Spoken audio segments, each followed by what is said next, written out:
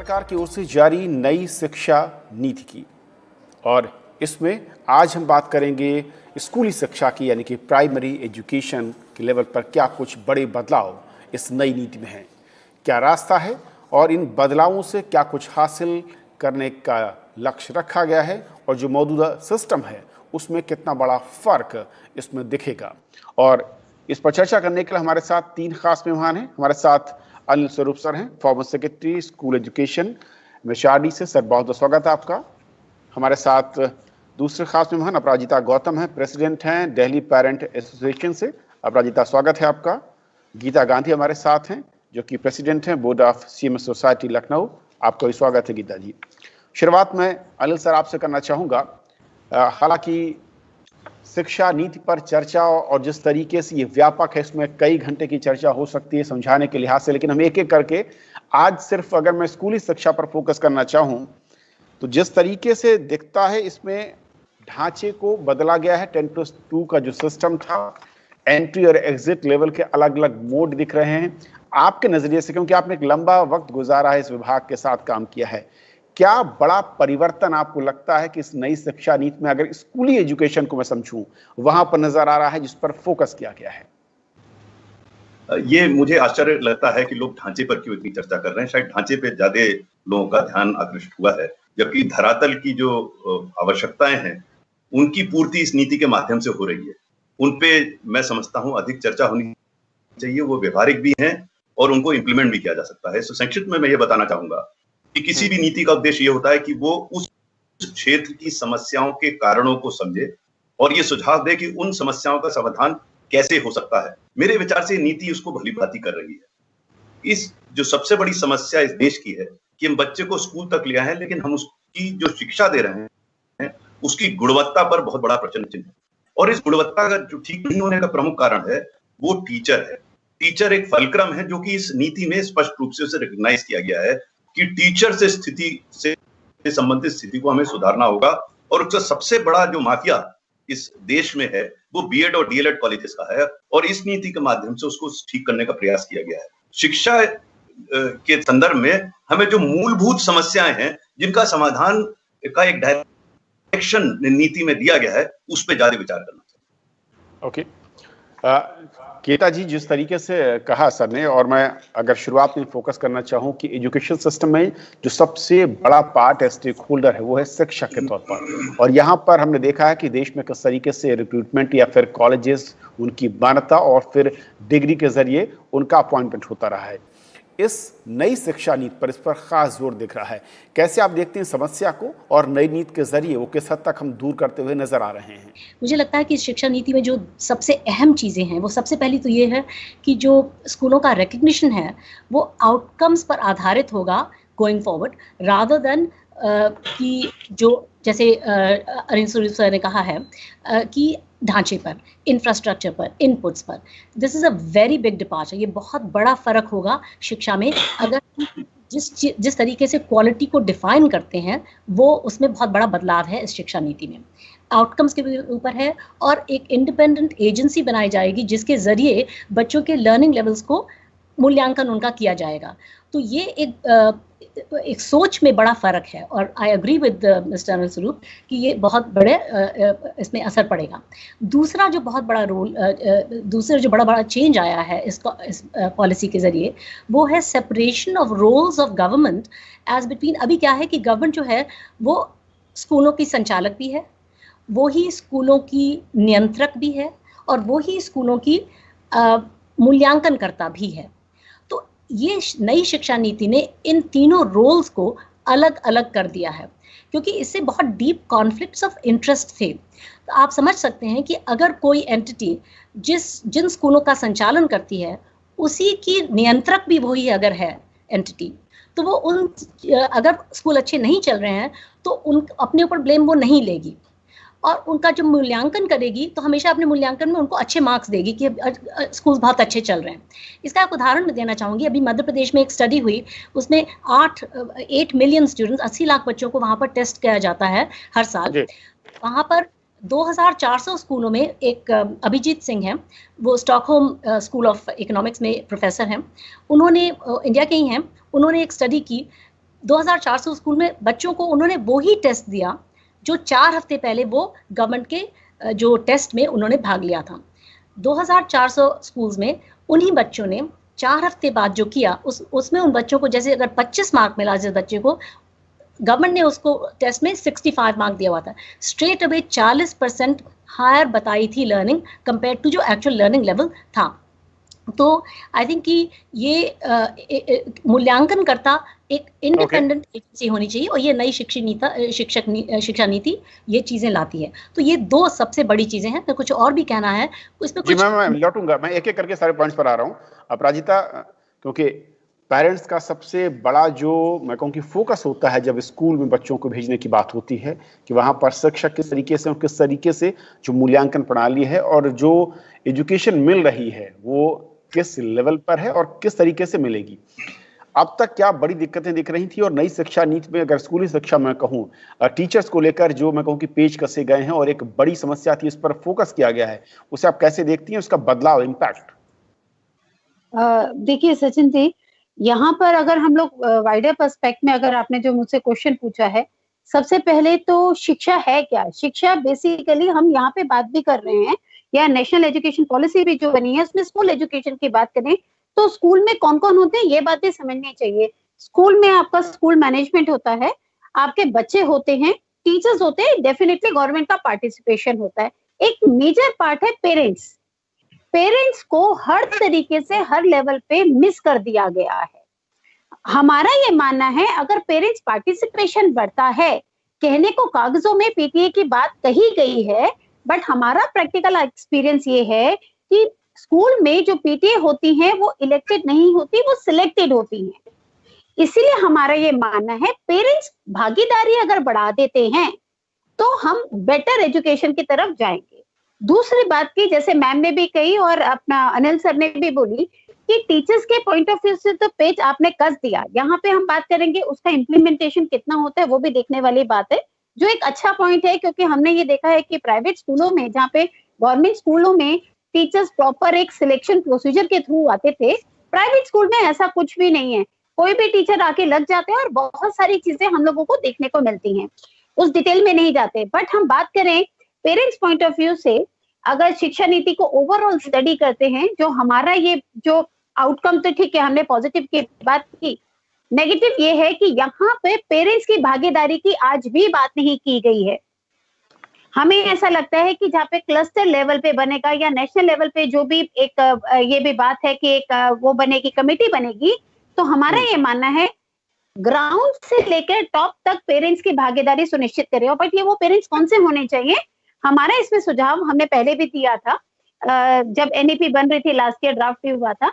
आज फिर हमारा ये कहना है वो पेरेंट्स जो होगी भागीदारी, वो पेरेंट्स, स्कूल नहीं डिसाइड करेगा प्लीज, क्योंकि स्कूल अपने सिलेक्टेड पेरेंट्स ही लाके वो आगे खड़ा कर देते हैं जो स्कूल के फेवर में बात करते हैं। आप इंडिपेंडेंट बॉडीज आप लोग लेंगे तो वो बेहतर तरीके से काम करेगी। अनिल सर, दूसरा एक और महत्वपूर्ण विषय जो है इस पर दिख रहा है कि स्टार्टिंग लेवल पर, यानी कि 8th क्लास तक कहा यह जा रहा है कि जो अब तक हम देखते थे अलग अलग विषय, लैंग्वेज और लैंग्वेज में फोकस प्राइवेट स्कूलों में इंग्लिश को लेकर या फिर इस तरह की दूसरी भाषाओं को लेकर, नई शिक्षा नीति कहती है कि हमें मातृभाषा या जो रीजनल लैंग्वेजेस है उस पर फोकस करते हुए उसको खुला छोड़ना है बच्चे को। ये जो कदम है, क्योंकि इसकी मांग बहुत लंबे अरसे से होती रही है, लेकिन इसे इम्प्लीमेंट कर पाना और इसके फायदे मैं दोनों समझना चाहूंगा।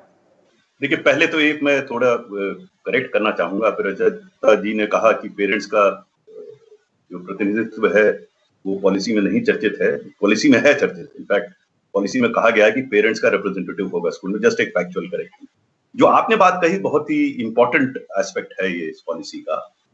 ये रिसर्चेस बड़ा क्लियरली बताती हैं कि बच्चे को यदि उसकी मातृभाषा में कोई चीज समझाई जाएगी तो उसकी समझ में जल्दी आएगा, कॉन्सेप्ट्स भी जल्दी समझ में आएगा। और कल्चरल दृष्टिकोण से और रूट्स से टच के कारण भी अपनी मदर टंग बहुत महत्वपूर्ण है। तो सैद्धांतिक रूप से इससे में किसी की असहमति नहीं हो सकती। सब ये कहेंगे कि कम से कम कक्षा 5 तक मातृभाषा में पढ़ाया जाना चाहिए, और मेरा व्यक्तिगत मत भी यही है। लेकिन इसकी व्यवहारिकता हमें देखनी होगी। ये पूरी पॉलिसी अभी जो हम चर्चा कर रहे हैं वो पहले उसकी थ्योरेटिकल एस्पेक्ट चर्चित कर रहे हैं, फिर उसके प्रैक्टिकल। इनमें तो काफी प्रॉब्लम्स हैं इम्प्लीमेंटेशन में। अब इस पर्टिकुलर पहलू में इम्प्लीमेंटेशन में कई समस्याएं आई। पहली चीज तो ये है कि वर्तमान में जो सीमित मात्रा में हम टीचर्स की आवश्यकता समझते हैं वो भी हम पूर्ति नहीं कर पा रहे। जो टीचर्स की क्वालिटी है उसकी पूर्ति नहीं कर पा रहे हैं। अब हम ये एक्सपेक्ट करेंगे उसी टीचर से कि वो बाइलिंगुअल भी हो जाएगा, लोकल भाषा में भी पढ़ा लेगा, अन्य में भी पढ़ा लेगा और कॉम्पिटेंस भी उसमें हो जाएगी। होना चाहिए, it is eminently desirable, but वो पॉसिबल है या नहीं? इसलिए नहीं पॉसिबल है कि ये सब करने के लिए, अब मैं लार्जर मुद्दे पर आ रहा हूं, काफी मात्रा में धनराशि की आवश्यकता होगी।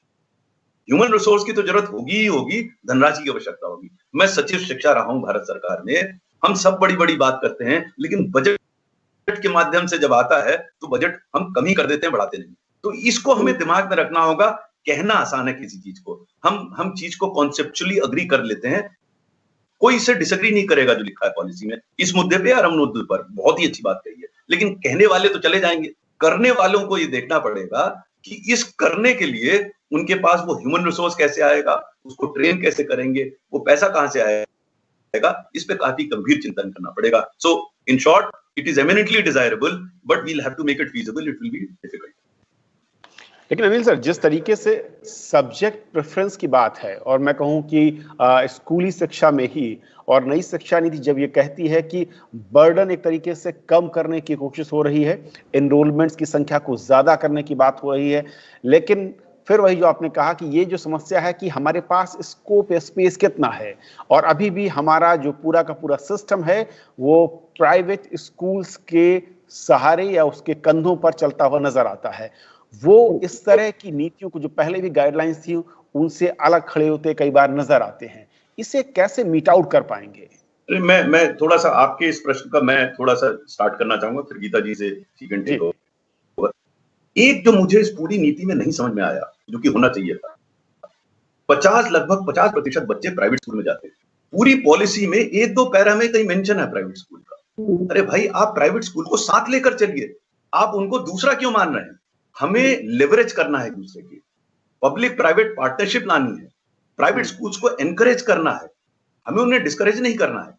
ये एक पॉजिटिव मैसेज जो इस पॉलिसी के थ्रू जा सकता था प्राइवेट स्कूल्स को, और उनका इन्वेस्टमेंट एनकरेज हो सकता था। क्योंकि मैं स्पष्ट आपको बता दूं, मेरा अनुभव ये बताता है कि सरकार के पास इतना पैसा कभी होगा नहीं कि वो पूरी व्यवस्था कर सके। तो वो स्पेस जो बची है वो कहां से आएगी? मेरे विचार से private sector investment should have been encourage. Unfortunately उसकी ज्यादा चर्चा नहीं हुई है, और पढ़ के ऐसा लगता है कि हम प्राइवेट स्कूल्स को दूर से देख रहे हैं थोड़ा सा।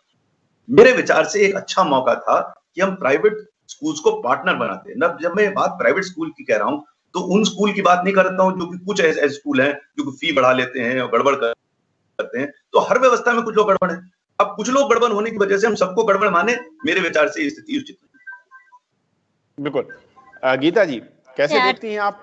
क्योंकि जब भी नीति की बात आती है, और जिस तरीके से ये नीति बनाई गई है और जिसमें फोकस है, उसमें कई सारी ऐसी प्रैक्टिकल चीजें हैं जिसको इम्प्लीमेंट करने में मुझे लगता है कि जो प्राइवेट सेक्टर है स्कूलों में, जिसमें 50% से ज्यादा हिस्सेदारी है, क्या वो इसके लिए तैयार होगा? और इस बेंचमार्क पर उस उम्मीद के साथ जो पेरेंट चाहता है कि उस मिनिमम फीस या उस एक लोअर लेवल मैं कहूं कि फी के साथ वो तमाम सुविधाएं और इन पैरामीटर्स को आप मीट कर पाएं? देखिए, यहाँ पर सबसे बड़ी चीज़ जो है, एंड मैं आई टोटली एग्री जो श्री अनिल स्वरूप जी ने कहा है, उस बात से मैं टोटली वाकिफ हूँ। मैं एक बात कहना चाहूँगी यहाँ पर, जिस बात को कोई बहुत ही कम कहने को सुना है, I have not heard many people talk about it, अब वो ये है कि प्राइवेट स्कूलिंग हो, पब्लिक स्कूलिंग हो, इससे कोई बहुत ज़्यादा फर्क नहीं पड़ता, लेकिन पेरेंट क्यों भाग रहा है प्राइवेट स्कूल की तरफ? उसका परसेप्शन है कि वहाँ पर बेटर क्वालिटी, पेरेंट क्वालिटी चाहता है। तो ये नहीं हमें सोचना चाहिए कि हम प्राइवेट स्कूल को सपोर्ट करें या गवर्नमेंट स्कूल्स को सपोर्ट करें। हमें तो ये कोशिश होनी चाहिए कि सभी बच्चों को गुणवत्तापूर्ण शिक्षा मिले, नंबर 1। उसके लिए दूसरा जो बहुत ही कार्डिनल प्रिंसिपल होना चाहिए वो ये होना चाहिए कि किसी भी बच्चे को particularly up to the end of elementary education which is meant to be free and compulsory, किसी भी बच्चे को पे करने की ज़रूरत नहीं होनी चाहिए। और अगर हम सोचते हैं कि हम एक गरीब देश हैं, जो अमीर बच्चे हैं उनके लिए हम क्यों गवर्नमेंट पे करें, तो ठीक है, कम से कम ये तो हो कि गरीब बच्चों को पे करने की जरूरत नहीं होनी चाहिए, कम से कम इतना तो हो। और गरीब कौन है उसका डेफिनेशन लिया जा सकता है, बीपीएल लिया जा सकता है, इकोनॉमिकली वीकर सेक्शन लिया जा सकता है, पुअरेस्ट 50% ऑफ द चिल्ड्रन लिया जा सकता है, जो भी डेफिनेशन गवर्नमेंट अप्रोप्रिएट समझती है उसको ले।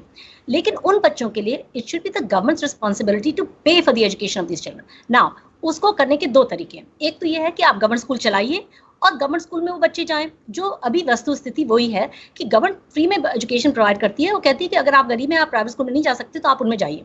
लेकिन अगर वहाँ की गुणवत्ता ठीक नहीं मानी जा रही है पेरेंट्स द्वारा, पेरेंट पर पेट काट करके प्राइवेट स्कूल में फी पे कर रहा है, तो ये गलत बात है। तो बेटर ये है कि government gives the same funds to children, to parents, funds the students, doesn't fund the schools. Then those children with that fund can go to any school of their choice. Government school अगर अच्छे काम कर रहे हैं वहाँ जाएगा, private कर रहे हैं वहाँ जाएगा, और गवर्नमेंट स्कूल भी इंप्रूव करेंगे जब वो देखेंगे कि हमारा फंडिंग जो है वो पर स्टूडेंट बेसिस पे हमें मिल रहा है, on a DBT basis, direct benefit transfer basis, या वाउचर्स फंडिंग के जरिए, तो उसको वहाँ पर जो है सुविधा मिलेगी तो जाएगा। और आरटी के तहत भी, राइट टू एजुकेशन एक्ट के तहत इस सिद्धांत का स्थापित हो गया है कि गवर्नमेंट कह रही है सारे प्राइवेट स्कूल से, देश भर के सारे प्राइवेट स्कूल से, कि आपको अपने 25% सीट ज़रूरन देनी है गरीब बच्चों को, जिसके लिए गवर्नमेंट आपको रीइंबर्स करेगी। यानी कि government funding with private production of education, जैसे कि अनिल स्वरूप भी कह रहे हैं, public private partnership, government is funding, private sector is producing. Aparajita, क्योंकि इसमें एक और फीचर है जिसको मैं चाहूँगा, क्योंकि बहुत ज़्यादा जिस तरीके से मार्केट लिंक सब चीज़ें होती जा रही हैं कि 6th क्लास से वोकेशनल कोर्सेज की शुरुआत होगी, यानी कि उन बच्चों के लिए वोकेशनल कोर्सेज की शुरुआत 6th क्लास से शुरू करने की बात इसमें कही गई है। इसे आप कैसे देखती हैं, और क्या इस लेवल से जब शुरुआत होगी और जो फॉर्मेट बदला जा रहा है एंट्री और एग्जिट को लेकर, बोर्ड एग्जाम को लेकर, साथ ही साथ 10+2 के ढांचे को लेकर, इससे सहूलियत पेरेंट्स को कुछ ज्यादा नजर आने वाली है? एडमिशन की जो मारामारी होती है या फिर स्कूल चेंज के साथ जो दिक्कतें आती हैं? देखिए, ये जो आपने वोकेशनल कोर्सेज का जो पूछा है, जो 6th क्लास ऑनवर्ड्स है, मुझे ऐसा लगता है ये अच्छी पहल है, क्योंकि बच्चे उन सब्जेक्ट्स को भी चूज कर रहे होते हैं, जबरदस्ती पढ़ रहे होते हैं जिसमें उनका इंटरेस्ट भी नहीं होता। हम बहुत सारे ऐसे बच्चों को जानते हैं जो हिस्ट्री नहीं पढ़ना चाहते या जो मैथ्स नहीं पढ़ना चाहते, जिनका वीक भी होते नहीं पढ़ना चाहते। ये एक अच्छी शुरुआत में ही उन्होंने ये सुविधा दे दी, जिस बच्चे का जिसमें इंटरेस्ट है वो अपने उस इंटरेस्ट को परस्यू करते हुए आगे भी फ्यूचर एक्सपेक्ट कर सकते हैं, क्योंकि ultimately education is the base कि आपका फ्यूचर कैसे बिल्ड होगा। ये हम ये मानते हैं, बहुत अच्छी बात है। पर कहीं ना कहीं यहाँ एज ए पेरेंट हमें एक चीज अब डर शुरू हो गया। अब मैं आपको साथ साथ एक पेरेंट का भी डर बताती हूँ। पेरेंट्स को ये डर शुरू हो गया, जैसे अभी मैम ने बोला प्राइवेट स्कूलों से रिलेटेड, अनिल सर ने बोला कि प्राइवेट स्कूलों को छोड़ दिया, बट सर मुझे ऐसा लगता है कि यहाँ पे प्राइवेट स्कूलों को एक गोल्डन अपॉर्चुनिटी दे दी है। आज के डेट में प्राइवेट स्कूल हर छोटी छोटी चीज के एक्स्ट्रा चार्जेस मांगते हैं। आज ये वोकेशनल कोर्सेज के नाम से भी एक्स्ट्रा चार्जेस मांगे जाएंगे, ये हम आज ही आपको बता रहे हैं, क्योंकि स्कूल हर छोटी सुविधा के नाम पे, safety and security, health and hygiene, sir आप तो रह चुके हैं उस डिपार्टमेंट में, health and hygiene that is the basic fundamental right of the kids, but school आज के डेट में उसके नाम के भी पैसा मांगता है। अब आप समझ सकते हैं वोकेशनल कोर्सेज के नाम पे, which is a good, very good step, again मैं रिपीट कर रही हूँ, बट हम ये देखते हैं कि स्कूल इसके नाम पे मांगेंगे पैसा। यस, जैसे अनिल सर ने बोला कि हमारे अगर बजट में ऐसा है तो हम तो ये चाहते हैं कि इस पॉलिसी में ये भी अनाउंस होता, ज्यादा केवीज खुलेंगे, केंद्रीय विद्यालय खुलेंगे, सरकारी स्कूल ज्यादा खुलेंगे। ये जो हम लोगों ने जो गैप बना दिया, प्राइवेट स्कूल ऊपर चढ़ गए, गवर्नमेंट स्कूल नीचे आ गए, नहीं, इनको तभी किया जा सकता है थोड़ा सा प्राइवेट स्कूल पे नकेल की जाए और गवर्नमेंट स्कूलों को ऊपर उठाया जाए। ये जो आ जाता है कि नहीं हमें गवर्नमेंट में नहीं जाना, अभी जैसे मैम ने बोला कि जो अफोर्ड नहीं कर सकते, नहीं मैम, हमारे टाइम पे जो अफोर्ड कर सकता था वो भी गवर्नमेंट स्कूल जाता था, प्राइवेट स्कूल वो लोग जाते थे जिनको एडमिशन गवर्नमेंट में नहीं मिलता था। तो आज वो चीज कहाँ गई, क्योंकि हमने प्राइवेट स्कूलों को तवज्जो दी है।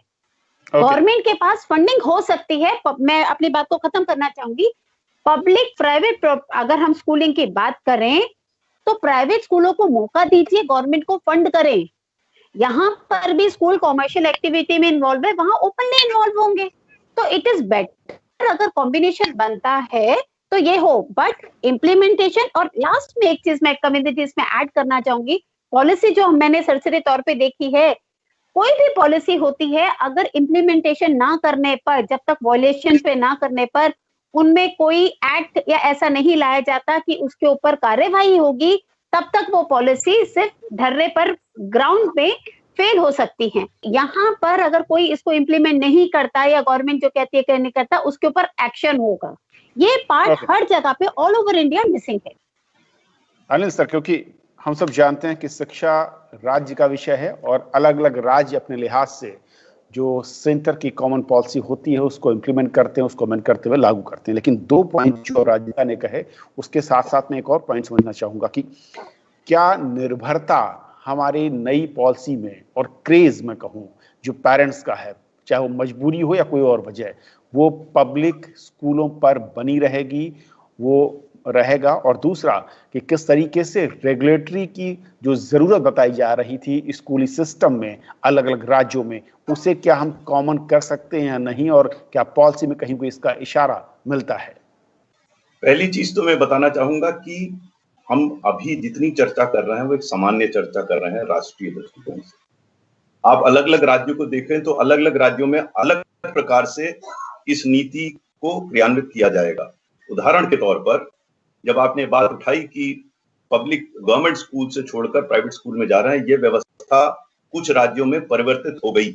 हमें ये समझना पड़ेगा परिवर्तित कैसे हुई, कैसे लोग प्राइवेट स्कूल छोड़कर गवर्नमेंट स्कूल में आने लगे। ये जब मैं सचिव था तो मैंने देखा था इसको। राजस्थान इसका स्पष्ट उदाहरण है, जहां लोग बच्चे प्राइवेट स्कूल छोड़कर पब्लिक स्कूल में, गवर्नमेंट स्कूल में आ रहे थे। हमें ये समझना पड़ेगा ऐसा क्यों हुआ। एक मुझे थोड़ी सी चिंता इस पॉलिसी में ये भी थी कि जो अच्छे उदाहरण देश में थे वो शायद इसमें अंकित करने चाहिए थे, जिससे लोग उससे सीख सकते।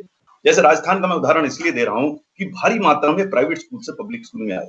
ये एक उदाहरण है उत्तर प्रदेश, मध्य प्रदेश, छत्तीसगढ़ जैसे राज्यों के लिए कि अगर ये राजस्थान में हो सकता है तो हमारे यहाँ कैसे हो सकता है। मैं क्योंकि एक प्रैक्टिशनर रहा हूं, व्यवहारिक दृष्टिकोण देखता हूं कि हमें सीखना होगा उन राज्यों से जहां पर अच्छा कार्य हो रहा है।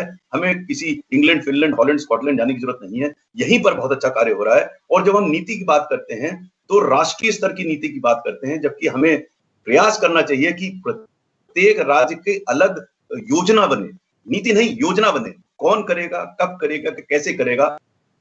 और जैसा अपराजित जी ने बिल्कुल सही कहा कि उसकी क्लोज मॉनिटरिंग हो कि वो हो रहा है नहीं हो रहा। एक तो बात है कह देना, तो पहला तो स्थिति ये हुई। ये सब करते हुए हमें साथ ही साथ, जैसा गीता जी ने बिल्कुल सही फरमाया, हमें प्राइवेट और पब्लिक को एंटेगनिस्टिकली नहीं देखना, हमें उनको सप्लीमेंट करना है। और हमें प्रयास करना है कि हम पब्लिक स्कूल्स को यानी गवर्नमेंट स्कूल्स को इतना सुधार लें कि हमें उनको, बच्चों को फोर्स ना करना पड़े पब्लिक स्कूल में आने के लिए, इंड्यूस करें उनको लाने के लिए। मैं इस फेवर में नहीं हूं। मैं 38 साल सेवा में रहा हूं। नॉर्मली अधिकारी ये रहते हैं कि जब तक डंडा नहीं चलेगा काम नहीं होगा। आश्चर्य का विषय ये आज ये है कि पेरेंट जो है वो कह रही है डंडा नहीं चलेगा काम नहीं चलेगा। मैं इसमें विश्वास नहीं करता। 38 साल में मेरा अनुभव ये बताता है कि मैं अपने माल को या अपने आइडिया को इतना अच्छा बना लूं कि लोग उसकी प्रति आकर्षित हों। अगर हम कंपल्शन लाएंगे किसी पर तो सिर्फ इंस्पेक्टर राज बढ़ेगा। मुझे डर सिर्फ यही है कि जहां आपने ज्यादा नियम कानून बना दिए, उनको इंप्लीमेंट करने के लिए, जैसे अपराजिता जी कह रही हैं, क्योंकि जब तक उन पे डंडा नहीं पड़ेगा दूसरों तक ये सहमत है, लेकिन जिस दिन डंडा पड़ने लगेगा उस दिन आप ही सहमत हो जाएंगी कि इंस्पेक्टर राज से समस्या का समाधान नहीं होना है। हमें खुद ही को बुलंद करना, यानी कि उस व्यवस्था को इस प्रकार से सुधारना है, उसको इतना अच्छा बनाना है जिससे लोग उससे आकृष्ट हो सके। अब ये मैं थ्योरेटिकल बात नहीं कर रहा हूं, ये व्यवहारिक दृष्टिकोण से कई राज्यों में मैंने स्वयं देखा है। मैंने 24 राज्यों का भ्रमण किया और इंटीरियर में गया, और इस प्रकार से ही हमें आकर्षित करना है। हमें गवर्नमेंट स्कूल्स में सुधार लाना है, डंडा मार के प्राइवेट से पब्लिक में नहीं लाना है, ना उनको भगाना है यहाँ से। और ये थ्योरेटिकल बात नहीं है, प्रैक्टिकल है। अगर हम उनसे सीख करेंगे तो निश्चित रूप से होगा। ओके गीता जी, ये जो नए ढांचे की बात हो रही है स्कूली शिक्षा में 5+3+3+4 का फार्मूला, और जो मौजूदा फार्मूला है, इसको बदलने से क्या बेनिफिट उन स्कूलों के लिहाज से, उन मैं कहूँ कि बच्चों को, और जो प्राइमरी एजुकेशन का पूरा सिस्टम है उसमें? मैं ये नहीं मानती कि इसमें से थोड़ा सा ट्विक करने से जो है बहुत ज़्यादा कुछ असर पड़ने वाला है। तो मैं इस बात से इत्तेफाक नहीं रखती हूँ कि ये कोई बहुत बड़ा रिफॉर्म है या इससे बहुत कुछ अच्छा होने वाला है। मैं ज़्यादा फोकस करूँगी जिस तरीके के इशू को अपराजिता जी ने रेज किया है, जो आज करोड़ों भारतीयों का जो दर्द है, वो ये है कि हमें क्यों गवर्नमेंट स्कूल छोड़ करके पैसे पे करके, हमें टैक्स पेयर हैं, एज अ टैक्स पेयर हम गवर्नमेंट को टैक्स देते हैं जिससे वो स्कूल चलाती है, लेकिन हमें वो स्कूल ना यूटिलाइज करके प्राइवेट स्कूलों में जाना पड़ रहा है। तो ऐसा क्यों है? ये दर्द है और इसको टैकल करना चाहिए था नई शिक्षा नीति में। और उसमें जो मेन प्रॉब्लम है वो ये है कि जैसे कि अनिल स्वरूप जी ने कहा कि गवर्नमेंट स्कूल्स के बारे में परसेप्शन है और परहैप्स रियलिटी भी है कि वहाँ पर अच्छे से चीज़ें नहीं चल रही हैं, इसीलिए गरीब पेरेंट भी पेट काट करके वहाँ जा रहा है। और जिस तरीके की चीज़ें प्राची जी बता रही हैं कि जो उनको मोनोपोली दी हुई है कुछ प्राइवेट स्कूल्स को, इन द सेंस कि रिकग्निशन के इतने ज़्यादा बैरियर्स लगा दिए हैं कि सिर्फ कुछ ही प्राइवेट स्कूल चल पा रहे हैं। जब कुछ ही हैं तो करोड़ों बच्चे उनमें जाना चाहते हैं, दिल्ली जैसी जगह में जब करोड़ों बच्चे जाना चाहते हैं तो वो कोई भी फीस चार्ज कर लेते हैं। तो इसकी वजह से भी पेरेंट्स को बहुत तकलीफ है। सो द पॉइंट इज कि गवर्नमेंट स्कूल्स को इम्प्रूव करना इज अ नेसेसिटी। हर एक तरीके के स्कूल को इम्प्रूव करना is a necessity, but government schools को पर्टिकुलरली क्योंकि they are the destination in which those who can't afford to pay have to go. जवाबदेही बढ़ाइए, आप टीचर्स को होल्ड टू अकाउंट करिए। पर पीपल एक्सपेंडिचर गवर्नमेंट स्कूल्स में इतना हाई हो गया है और करोड़ों बच्चे निकल गए। 2010 से 2017 तक 2.4 children have left the government schooling system.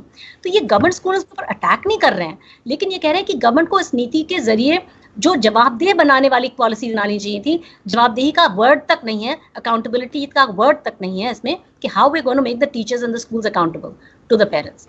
जब वो नहीं करेंगे, हम सिर्फ इनपुट्स की बात करेंगे, डबलिंग ऑफ एक्सपेंडिचर की बात। Doubling expenditure is a very good thing, resources ज्यादा होने चाहिए, no doubt about it, but the point is कि उनके रिसोर्सेज को अच्छे से जवाबदेह तरीके से यूज होना भी बहुत जरूरी है। आप टीचर की सैलरी बढ़ाते गए हैं, 8.5% per year compound interest rate से टीचर की सैलरी बढ़ी है 6 पे कमीशन के पीरियड में। और अगर आप लास्ट ईयर ऑफ 5th पे कमीशन लें और फर्स्ट ईयर ऑफ 7th पे कमीशन लें तो टीचर सैलरी बढ़ी है every year by 15.9% Uttar Pradesh में हर साल। ओके मैम, लेकिन जिस तरीके से जो नई